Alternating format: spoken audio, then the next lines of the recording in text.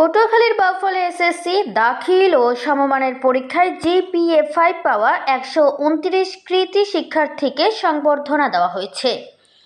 শিক্ষার্থীদের পাশাপাশি সম্মাননা পেয়েছে সংশ্লিষ্ট শিক্ষা প্রতিষ্ঠানের প্রধান ও প্রতিনিধিরাও।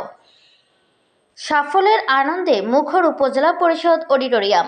এসএসসি দাখিল ও সমমানের পরীক্ষায় জিপিএ 5 পাওয়া 129 শিক্ষার্থীকে দেওয়া হলো সংবর্ধনা ও পুরস্কার। শুক্রবার সকালে বাংলাদেশ ইসলামী ছাত্র শিবিরের বাউফল উপজেলা শাখার উদ্যোগে আয়োজন করা হয় এই সংবর্ধনা অনুষ্ঠানে ভার্চুয়ালি প্রধান অতিথির বক্তব্য দেন পটুয়াখালী 2 আসনের সংসদ সদস্য ডক্টর শফিকুল ইসলাম মাসুদ। শিক্ষার্থীদের হাতে পুরস্কার তুলে দেন ঢাকা বিশ্ববিদ্যালয় কেন্দ্রীয় ছাত্র সংসদের ভিপি সাদিক কায়েম। বক্তারা বলেন, জিপিএ 5 জীবনের চূড়ান্ত সাফল্য নয়, বরং এটি ভবিষ্যতের বড় অর্জনের প্রথম ধাপ।